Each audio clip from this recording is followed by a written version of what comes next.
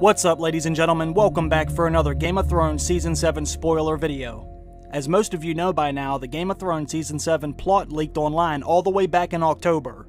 At first, nearly everyone was skeptical about the validity of these leaks, but as time went on and more reports and photos continued to come out, it appeared that the leak was nearly 100% accurate. There are a few false leaks floating around the internet, but if you have heard the original one that was posted on Reddit by A Way for the Lads, then you pretty much know everything that is going to happen this season. But there is one thing that wasn't in the original outline that I want to discuss with you today. Obviously, these are major spoilers, so if you do not want to hear them, I would recommend clicking off this video now. But before we get into the spoilers, I'm going to give a little bit of a backstory first. Shall we begin? It's no secret that one of Jon Snow's biggest objectives this season is to go down to Dragonstone and mine for some dragonglass. That way he can make weapons to use against the army of the dead. Because as we all know, dragonglass is one of the few weapons that can kill the others. And this dates back thousands of years ago, way before the Children of the Forest were forced to shack up in the Three-Eyed Raven's cave. The Children of the Forest actually used to give dragonglass weapons to the Night's Watch during the Age of Heroes, but over time, as the Children of the Forest started to die off, it was kind of forgotten about, and the Night's Watch started to lose focus of who the true enemy was. Well, thanks to Samwell Tarly, this ancient method of killing White Walkers has been rediscovered. Dragonglass was found at the Fist of the First Men, and Sam ended up using one of those daggers to kill a White Walker. Now this did happen a little bit differently in the books, but Lord Commander Mormont used to think about the dragonglass that Sam had, which was actually Jon Snow's dagger. Lord Commander Mormont knew that every man on the wall needed this obsidian, but they had no idea where to get it. But Sam knew that the Children of the Forest used obsidian, so he knew they would know where to find it. Now we all know Stannis actually told Sam that dragonglass was on Dragonstone, but Sam wasn't exactly sure where to find it on Dragonstone. But in the book, Stannis actually told Sam exactly where it was. He told Sam that it was under the mountain, but for some reason they changed it in the show. I guess they just did that so Sam could have something big to discover while he was at the Citadel. So when we fast forward a few years later, Sam is now at the Citadel and he finds the book that has a map of Dragonstone that shows exactly where the location of the dragonglass is. Sam tells Jon where to find it. Now Jon is on Dragonstone, hoping Daenerys will allow him to mine for it, because he too wants to arm everyone in the north, especially the Night's Watch. As we saw in the last episode, Daenerys said she would allow Jon to mine for this dragonglass that he so desperately wanted. She even agreed to supply him with men to help him if he needed. In the preview trailer for episode 4, we can see Jon Snow, Daenerys, and Missandei walking into what looks like a cave, as Jon leads the group with a torch. Now this is where the spoilers are actually going to come into play, and some of you might not think this is a big deal, but I thought this was very interesting. While they are down here inside these tunnels in the cave, they're going to end up going to a deeper and darker part of the cave, and they're actually going to discover some cave paintings on the walls. Some of these cave paintings will be the spirals, just like the spirals we have seen many times before. These paintings were actually done by the Children of the Forest, and they could be very similar to the weirwood circles that have been seen before. It's not quite the same in the show as it is in the books, but the children have made these before too.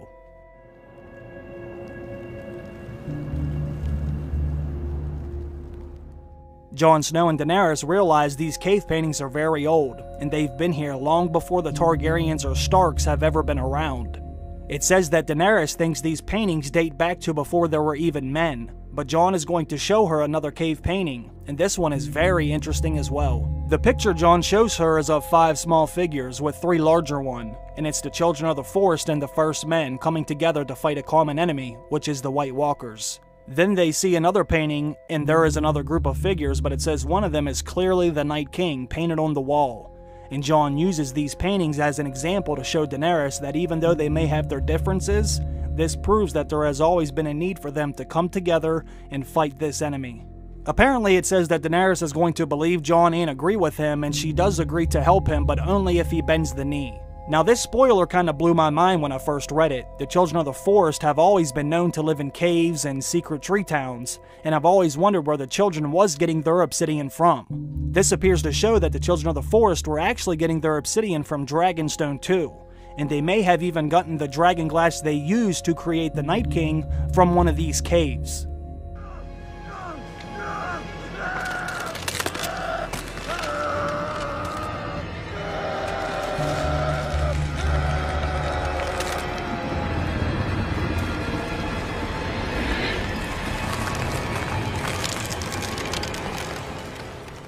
And I'm going to be honest with you, if I went into one of these caves and saw cave paintings of little children of the forest and those spirals and some White Walkers and the Night King, I would be creeped the fuck out. Do any of you actually think this has a deeper meaning to it than just showing that people with differences have had to come together before in the past in order to defeat their enemy? These werewood circles and spirals keep popping back up and are most likely going to play some kind of a role in the end game. We have seen these designs many times before, even back in Season 1, when Ned beheaded the man from the Night's Watch. If you look at the stone formation around the stump, the large pieces of stone are actually in a circle, similar to how the ice blocks were in a circular formation where the Night King turned the baby into the White Walker. This kind of thing has always interested me and made me very curious as to what else this could actually mean. These cave paintings may not end up meaning much more than what John said they proved, but they still intrigue me nonetheless, and I have a feeling we may see the Children of the Forest once again. I actually don't think Bran Stark is going to stay at Winterfell for the rest of his life, or at least for the rest of this series, I should say. I know it seemed like the rest of the Children of the Forest are dead and they died in the cave when Bran, Hodor, and Mira had to escape, but there might actually be more of them at the Isle of Faces where the first pact was made. Bran may end up being led down there now that he is the Three-Eyed Raven. And as we saw in the last episode, Bran really doesn't fit in with regular society anymore. He is so distant from everyone and has really lost touch with most human emotions. And I feel like he's going to need to leave Winterfell in Season 8. And if there are any more Children of the Forest, I think Bran will have to find them.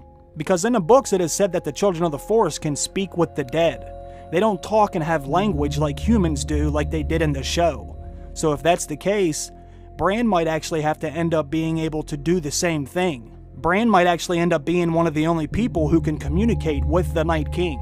I think if there is anyone that is going to be able to speak with the dead, then it has to be Bran now that he is arguably one of the most powerful people in the show.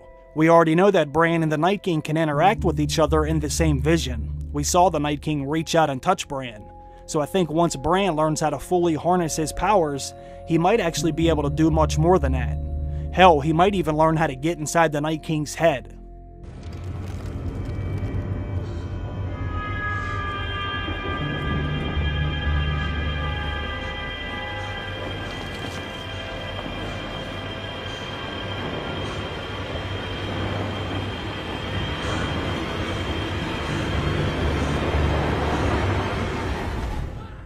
But I don't want to go too far down into tinfoil territory, but I just have a feeling we haven't seen the last of the Children of the Forest.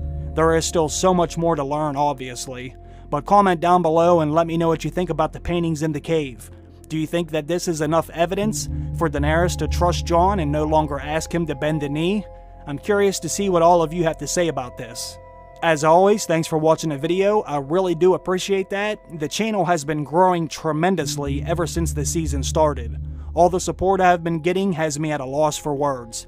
I never could have imagined this many cool people would actually want to come to my channel and talk about Game of Thrones, but I'm so happy all of you actually have. Thanks again. And I also want to thank my Patreon supporters. You continue to support the channel, and I love all of you for that. I hope you have a good day. I will see you down in the comment section. Bye.